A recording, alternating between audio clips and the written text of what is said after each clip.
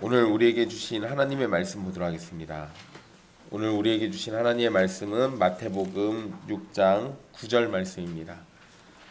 마태복음 6장 9절 말씀입니다.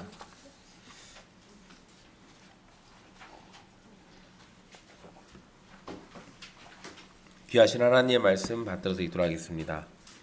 그러므로 너희는 이렇게 기도하라. 하늘에 계신 우리 아버지여, 이름이 거룩히 여김을 받으시오며. 아멘. 이 말씀은 살아계신 하나님의 말씀입니다. 지난 시간 우리 주기도문의 첫 머릿말인 하늘에 계신 우리 아버지여를 함께 살폈습니다. 우리의 기도를 들으시는 분은 우리 아버지이시고 그분은 하늘의 권세를 가지신 전능하신 하나님이십니다. 멀리 떨어져서 우리를 상관하지 않으시는 분이 아니라 높은 하늘에 계시지만 친근한 우리의 아버지가 되셔서 우리의 작은 기도도 놓치지 않고 들으시는 분이 우리 아버지 하나님이십니다. 아버지의 사랑으로 우리의 기도를 들으시는 하나님께 기도로 더욱 친밀하고 깊은 사랑의 관계를 날마다 맺으시기를 간절히 바랍니다. 오늘은 우리 주기도문의 이 머릿말 다음에 이제 첫 번째 기원을 다룹니다.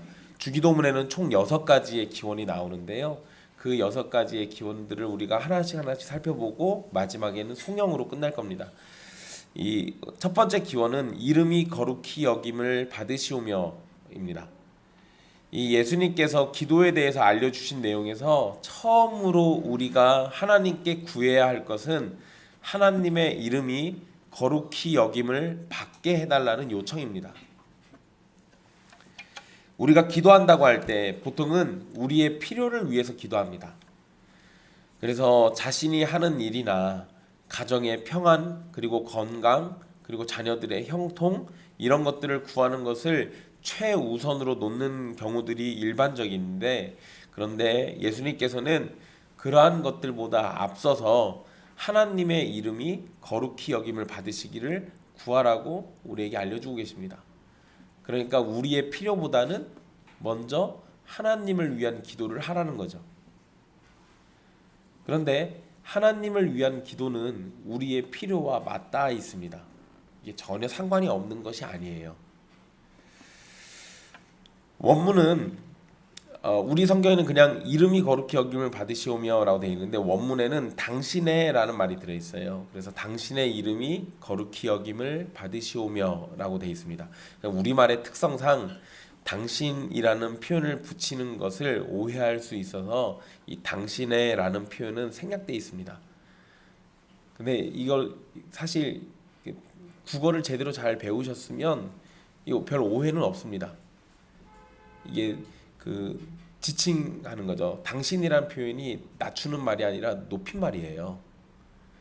그러니까 하나님을 당신이라고 부르는 거는 낮춰서 말하는 게 아니라는 거. 그러니까 그냥 원문 그대로 당신의 이름이 거룩히 여김을 받으시오며 라고 해도 무방합니다.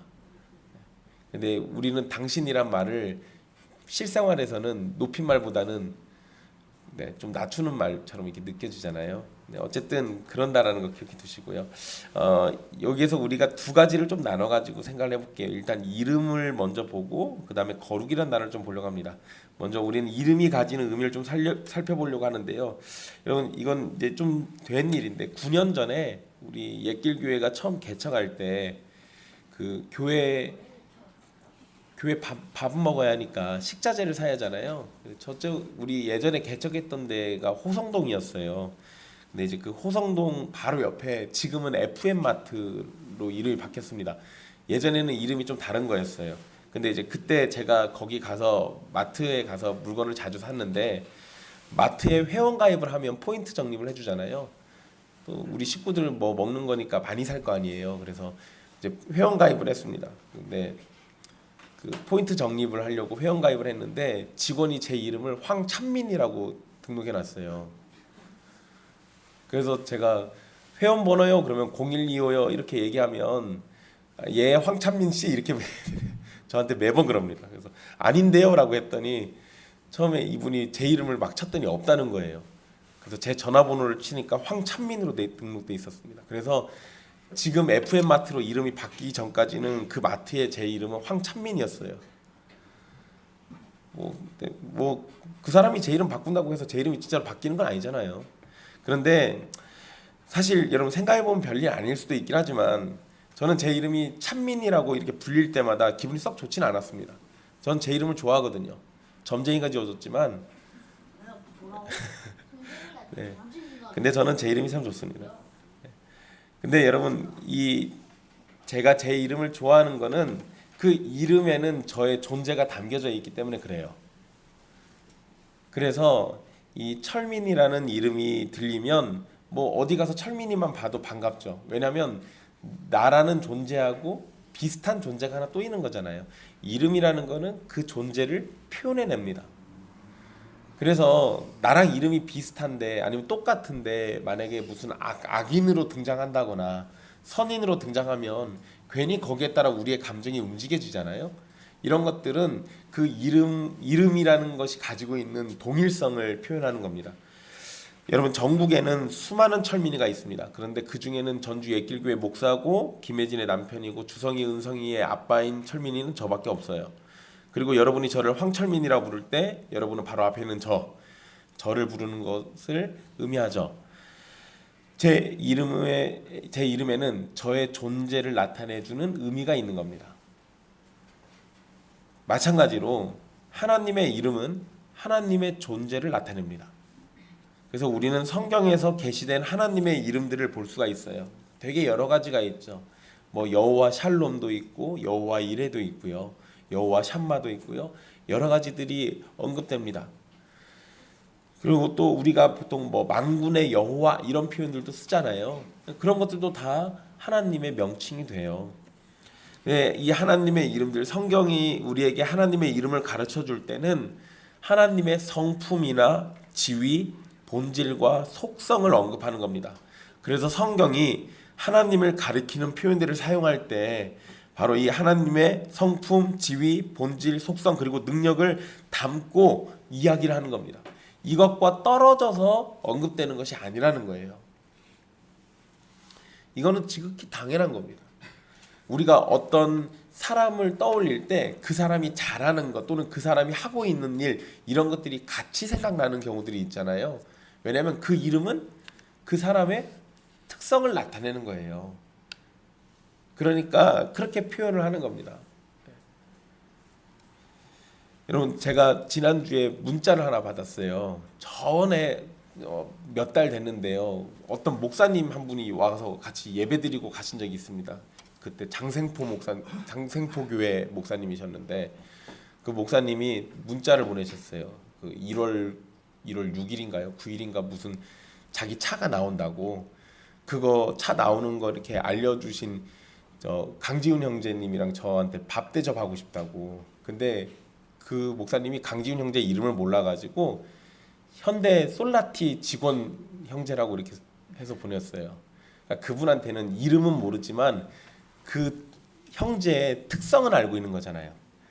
솔라티 공장에서 일하는 그 형제. 근데 만약에 이름을 알았다면 이름을 붙여가지고 얘기했을 거예요. 그러면 이름 안에는 그게 다 특성이 드러나는 겁니다. 여러분들도 다 마찬가지죠. 우리 간혹 가다가 감명한 성도님이 여기 야채 같은 거 갖다 주시잖아요. 그러면 이거 누가 갖고 왔대? 이러면은 감명한 성도님이요. 그러면 우린 대번에 머릿속에 딱 이미지가 그려지죠. 아, 감명한 성도님이 농사를 지니까 거기서 이걸 갖고 왔다. 그러니까 그런 속성과 특성이라는 게 이름 안에 무조건 담기게 돼 있어요. 그래서 어떤 이름을 들었을 때는 기분이 나쁠 수도 있고요. 어떤 이름을 들었을 때는 기분이 좋을 수도 있죠. 악인의 이름을 들으면 우리가 기분이 좋을 리가 없습니다. 선인의 이름을 들으면 기분이 좋아지는 거랑 마찬가지예요. 근데 하나님의 이름도 마찬가지예요. 성경에서 하나님의 이름을 얘기할 때는 항상 그 안에는 하나님의 여러 속성들을 다 담고 있는 겁니다. 그러니까 하나님의 이름은 하나님이 어떤 분이신지를 우리에게 알려주는 겁니다. 그러니 당연히 하나님의 이름은 높아져야 한다라는 특성이 있어요. 하나님의 존재를 우리에게 알려주고 있고 가르쳐주는 내용인데 그 하나님의 이름을 가지고 우리가 낮추거나 우스꽝스럽게 만들거나 이럴 수는 없는 거죠. 또 여러분 거룩이라는 단어도 한번 생각을 해볼게요. 거룩하게 한다라는 말은 구별한다라는 뜻입니다. 이건 사실 그렇게 어렵지 않죠. 성경에서는 신성한 목적을 위해 다른 것과 구별한다라는 의미로 사용됐습니다. 보통 거룩은 성별의 의미가 있습니다. 그런데 이 보통 일반적으로 거룩을 쓸 때는 구별한다라는 의미는 있지만 완전하다라는 의미는 포함되지 않습니다.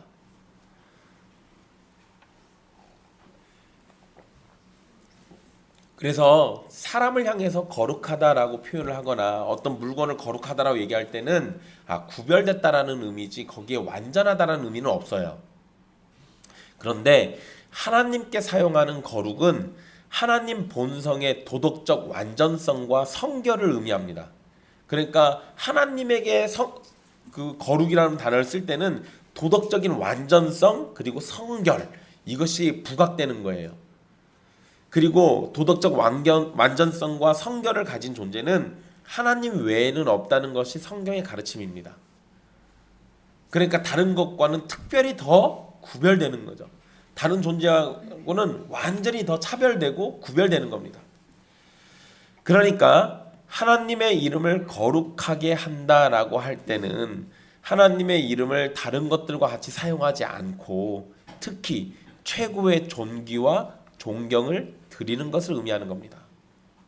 간단히 말하면 하나님의 이름을 영광스럽게 한다고 생각하셔도 됩니다. 그런데 여러분 우리가 이 영광스럽게 한다라는 말은 사람한테도 쉽게 잘 쓰잖아요. 그렇죠? 어떤 왕이 있으면 왕을 영광스럽게 한다 이런 말 쓸 수 있습니다. 뭐 높은 직책을 가진 사람한테 그 사람을 영광스럽게 한다 이렇게도 표현할 수 있어요. 그런데 그래서 이것과 구별되게 표현하는 기도의 표현이 하나님의 이름을 거룩하게 한다라고 얘기하는 거예요. 그러니까 하나님은 분명히 이 세상 모든 것과는 구별되는 존재예요. 하나님의 이름도 그렇게 구별되게 사용해야 하는 겁니다. 그런데 여러분 이 말을 잘못 이해하시면 안 됩니다. 하나님께서 우리가 영광을 돌리지 않거나 이름을 거룩하게 하지 않으면 하나님이 영광스럽지 않으시고 거룩하지 않으신 분이 되는 것은 결코 아닙니다. 이미 하나님은 완벽하게 영광스러우시고 거룩하신 분입니다. 이 부분에 있어서는 전혀 부족함이 없어요. 우리가 하나님에게 무엇인가를 더해가지고 영광스럽게 되시고 거룩하게 되시는 것이 아니라는 거죠. 이런 생각은 만약에 우리가 뭔가를 더해서 하나님이 더 영광을 받으시고 더 거룩해지신다라고 생각을 해버리면 하나님의 존재를 불완전한 존재로 여기는 겁니다. 뭔가 부족하니까 내가 더해줬더니 더 되는 거 아니에요. 그러니까 그런 존재로 여기지 않는다고요.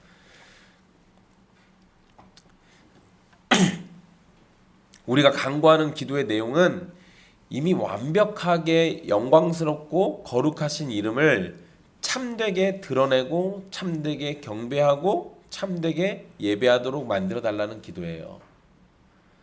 그러니까 이미 거룩하신 그 거룩함이 드러나게 해달라는 겁니다.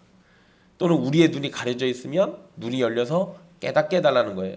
우리의 마음이 닫혀 있으면 마음을 열어서 그것이 마음에 새겨지도록 해주시라는 겁니다.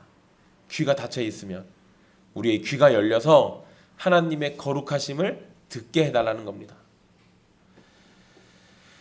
이름이 거룩히 여김을 받으시오며 라는 표현은 하나님께서 거룩해 주십시오라고 기도하는 것이 아니라 하나님의 거룩하심이 온 세계와 사람들에게 드러나게 해주시기를 기도하는 겁니다. 하나님 뭔가 부족하신 것 같으니까 더 거룩해지십시오 이 기도가 아니라는 거예요. 그런 식의 기도가 아니라 하나님의 완전하신 거룩함을 온 세계 사람들이 다 알게 해주세요 이 얘기예요.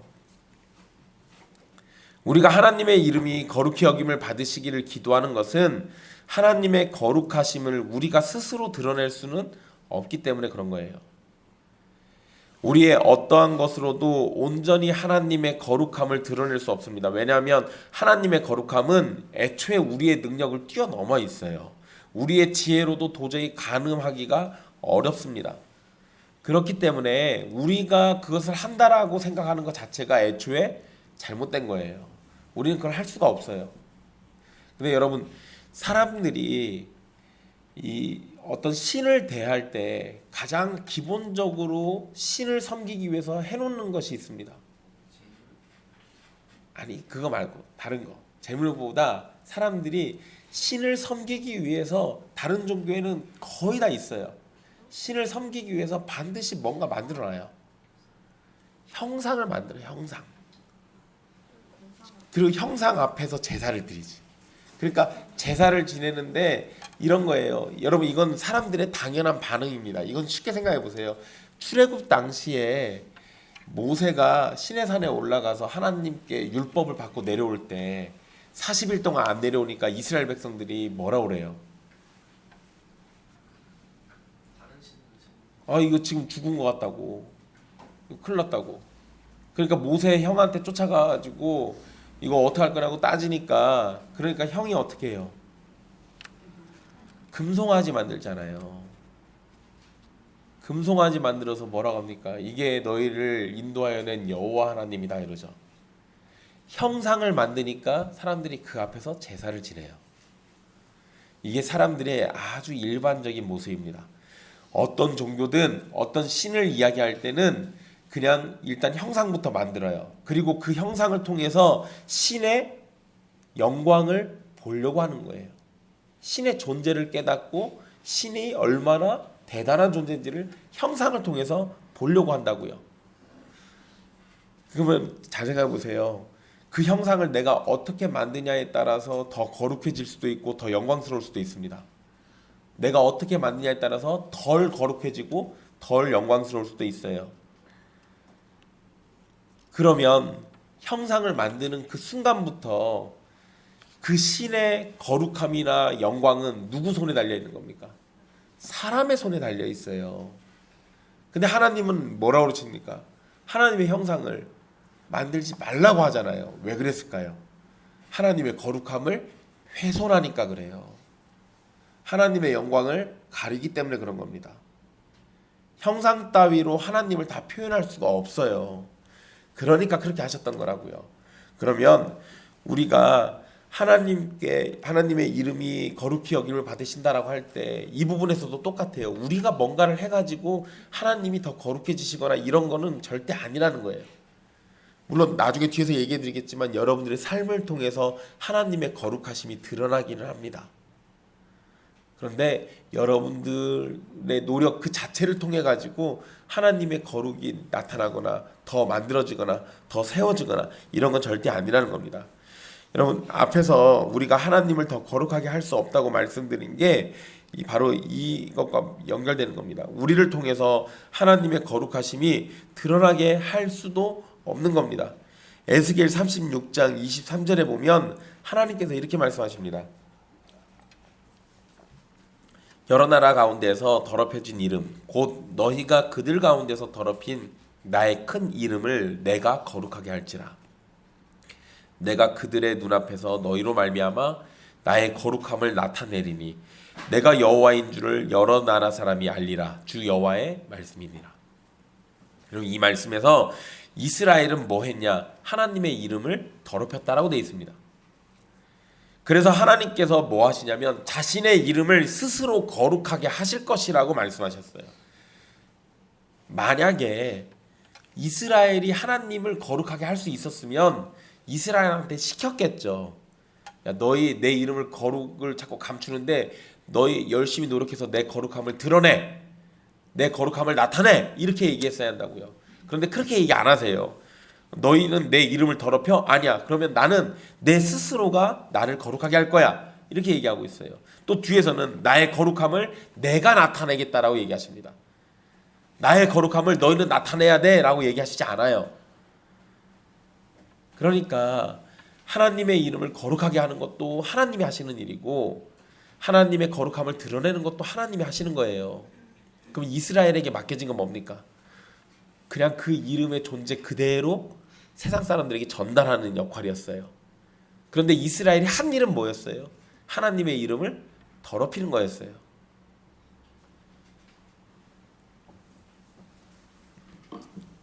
자, 여러분 이건 이스라엘에게만 해당되는 이야기가 아니에요. 하나님의 형상으로 지음을 받은 우리는 하나님의 거룩함을 온전히 드러내지도 못하고 조금이라도 드러내지 못합니다. 오히려 우리는 하나님의 거룩하신 이름을 더럽히는 일에 대단한 능력을 보일 겁니다. 하나님에게 영광을 돌리거나 하나님의 이름의 거룩함을 나타내는 데는 정말 게으르지만 하나님의 이름을 더럽히는 데는 너무나도 성실하다고요. 이것이 타락한 사람에게 나타나는 지극히 당연한 모습입니다. 하나님의 이름을 더럽히고 그의 영광을 가리는 것. 그러니 우리가 하나님의 거룩함을 나타낸다는 것은 애초에 우리의 힘으로는 불가능한 일이었어요. 그러니까 이건 우리 힘으로 할 수 있는 게 아니라고요. 그러니까 내가 나타내겠습니다라고 얘기를 못하는 거죠. 그렇기 때문에 어떻게 하고 있어요? 그러니까 기도하고 있는 거예요. 내가 못하는 거니까. 또 여러분, 성경에서 거룩이라는 단어는 하나님과 관련된 사람이나 물건에만 사용합니다. 이 거룩이라는 단어가 그냥 일반적으로도 사용되는 단어긴 하지만 성경에서는 하나님과 관련된 것들에게만 사용을 해요. 하나님께 택함 받은 어떤 사람이거나 또는 하나님에게 사용하기 위한 어떤 물건일 때 이 거룩이라는 단어를 쓴다고요. 이것이 가지는 의미는, 곧 거룩이라는 특징은 하나님께서 허락하실 때 가능하다는 의미입니다. 결국 하나님의 이름의 거룩함을 드러내는 것도 하나님께서 하실 때만 가능한 일이에요. 우리에게는 불가능한 일입니다. 그렇기 때문에 우리는 하나님의 이름의 거룩함이 충분히 드러나기를 기도하는 겁니다. 우리가 할 수 없으니까 하나님께서 그렇게 해주시기를 바라는 거예요. 그런데 여러분, 하나님의 이름이 거룩히 여김을 받는 것과 우리가 무슨 상관이 있길래 그렇게 기도해야 한다고 예수님이 가르치셨을까? 요거를 이제 생각해 봐야죠. 아니, 하나님의 이름이 거룩히 여김을 받으시는 거랑 내가 사는 거랑 도대체 뭔 상관이 있을까?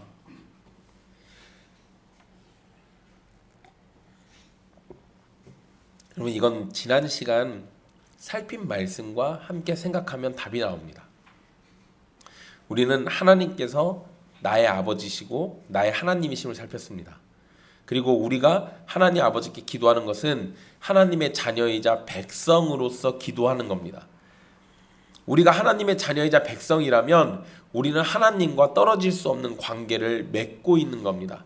하나님의 영광이 우리의 영광이 되는 것이고 하나님의 높아지심이 우리의 기쁨이 되는 겁니다.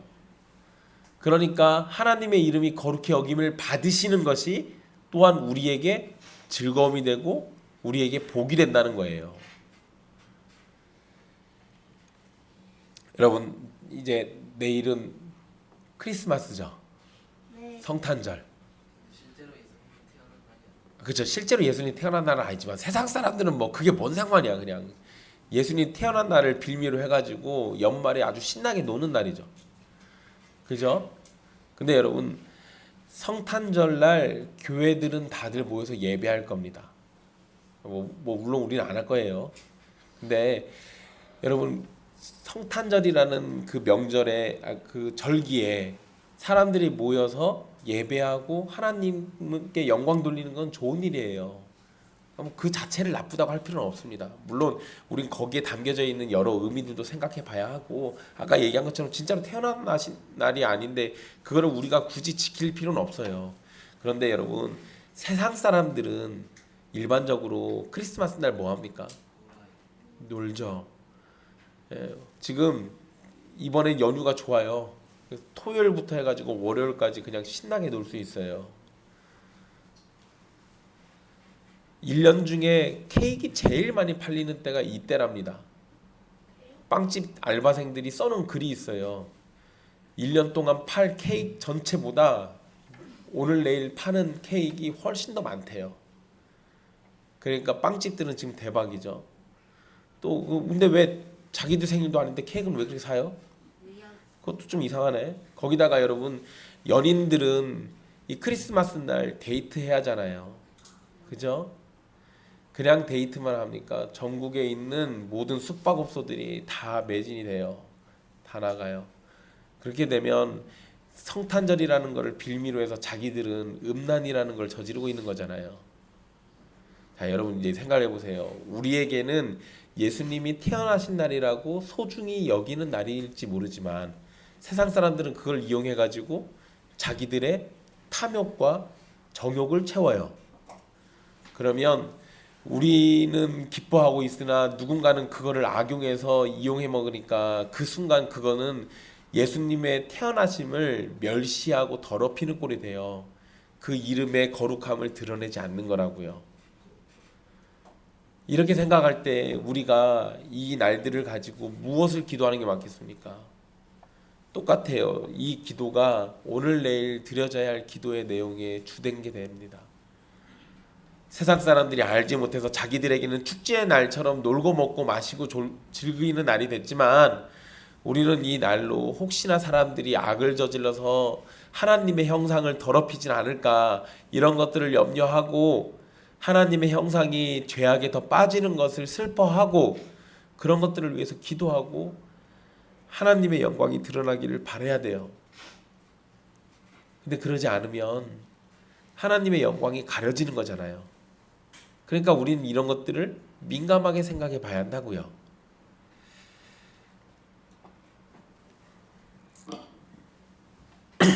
하나님의 이름이 거룩히 여김을 받는 것은 하나님의 자녀된 우리에게 아주 소중한 일입니다. 우리를 사망과 저주라는 심판의 그늘에서 건져내시고 구원과 영원한 복락으로 인도해 주신 하나님을 사랑하는 것은 당연한 일입니다. 그리고 내가 사랑하는 하나님의 이름이 더욱 높아지는 것을 즐거워하는 것이 하나님을 사랑하는 사람의 당연한 태도입니다. 그래서 우리는 우리가 드리는 기도의 첫 번째 간구로 하나님의 이름이 거룩히 여김을 받으셔서 온전히 하나님의 영광이 드러나고 온 세상이 하나님을 찬송하게 되기를 간절히 원해야 하는 겁니다. 그런데 여러분 여기에서 우리가 주의해야 할 것이 하나 있어요. 하나님께서 거룩히 여김을 받으시는 것은 하나님께서 하셔야만 되는 일이라고 말씀드렸습니다. 그래서 우리는 하나님께 기도하는 것이죠. 그렇지만 그렇다고 해서 이에 대해서 방관하는 태도를 보여서는 안 되는 겁니다. 어떠한 기도를 할 때 우리가 조심해야 할 것은 그저 기도만 하고 전혀 행동으로 하지 않는 겁니다. 하나님의 이름이 거룩히 여김을 받으시길 기도하면서 불법과 불의를 저지르는 것은 위선이죠. 거짓된 기도를 드리는 것과 마찬가지입니다. 내가 입술로 기도할 때는 하나님의 이름이 거룩히 여김을 받으시옵소서라고 해놓고 밖에 나가서 하나님의 이름으로 사는 나는 하나님의 이름을 더럽히고 있으면 거룩히 여김을 받는 게 아니잖아요. 나 때문에 더럽혀지고 있는 꼴이 되는 거잖아요. 그러니까 그렇게 행동하지 말라는 겁니다. 직장이 없는 사람이 직장 주시기를 기도했으면 동시에 직장을 얻으려는 수고를 해야 하는 겁니다. 돈이 없는 사람이 돈 주시기를 기도했다면 돈을 벌기 위한 노력을 해야 하는 것이 기도하는 사람의 마땅한 자세예요. 마찬가지로 우리가 하나님의 이름이 거룩히 여김을 받으시길 기도했다면 동시에 하나님의 이름이 거룩히 여김을 받으시길 위해서 할 수 있는 우리의 일을 하는 것이 필요한 겁니다. 여기에서도 여러분 주의해야 할 건 내가 뭘 한다고 해서 거룩이 더해지는 건 아니에요. 근데 하나님께서 원하시는 걸 통해서 내가 하나님의 거룩하심을 조금이나마 엿보게 할 수는 있다라는 거예요. 우리가 기도하는 건 우리에게 이런 능력이 없으니까 하나님께서 우리에게 능력 주셔서 그리고 우리를 사용하셔서 하나님의 이름이 거룩히 여김을 받으시라는 겁니다. 우리에게 하나님의 능력을 보이시고 또한 우리를 사용하시라는 기도가 되는 거예요. 그리고 여러분 우리에게 또한 나에게 하나님의 이름이 거룩히 여김을 받으시는 것을 기도하는 것은 굉장히 중요한데요. 우리 교회가 하나님의 뜻에 온전히 순종해 간다면 우리 교회를 통해서 하나님은 거룩히 여김을 받으시고 계시는 겁니다. 또 우리 교회 안에 있는 내가 하나님의 뜻에 온전히 순종한다면 나를 통해서도 하나님은 거룩히 여김을 받으시는 거예요. 거룩이 더해지는 게 아니라 하나님의 거룩하심이 드러나는 걸 얘기하는 거예요.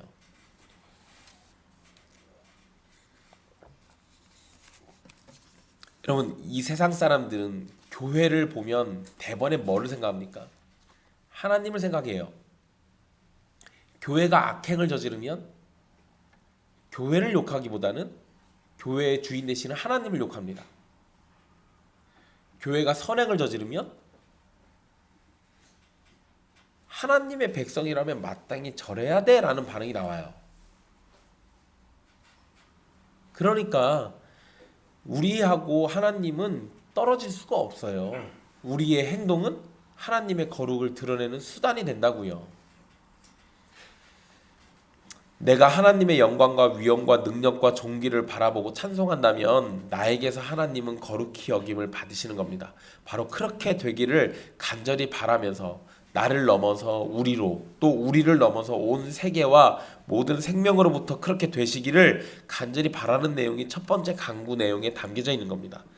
여러분, 구약 성경에 보면 이와 관련된 표현들이 여러 번 등장을 하는데요. 이사야 48장 9절로 11절에서 자신의 이름을 위해서 일하신다라는 말씀이 언급됩니다. 또 예레미야 14장 4절에서도 주의 이름을 위해서 일하신다라는 표현이 언급돼요.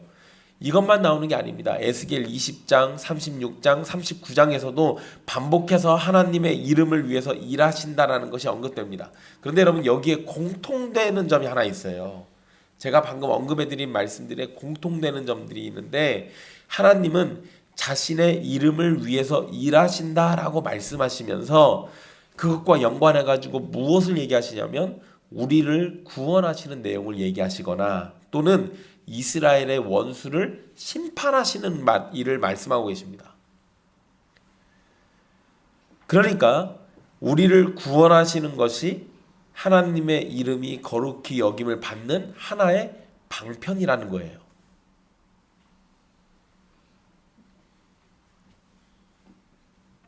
그래서 하나님이 우리를 구원하시는 것은 우리 입장에서는 우리를 위한 일이잖아요. 근데 하나님 입장에서는 하나님을 위한 일이에요. 하나님의 이름을 위해서 우리를 구원하신다고요. 그 얘기를 반복해서 얘기해요. 또 여러분, 비슷한 예가 하나 또 있죠. 이스라엘 백성들이 그 아까 황금 송아지 만들고 막 잔치 벌리고 했을 때 하나님의 반응이 뭐였습니까? 쟤네들 싹 다 죽여버리고 모세 너랑 다시 시작할게, 이거였어요. 근데 그때 모세가 뭐라고 했냐면 쟤네들 다 죽이면 하나님이 쟤네들 인도할 능력이 없어서, 가나안 데려갈 능력이 없어서 쟤네 죽였다고 세상 사람들이 그럴 겁니다. 그게 뭐예요? 하나님의 이름이 거룩히 여김을 못 받으실 겁니다. 그 얘기였어요.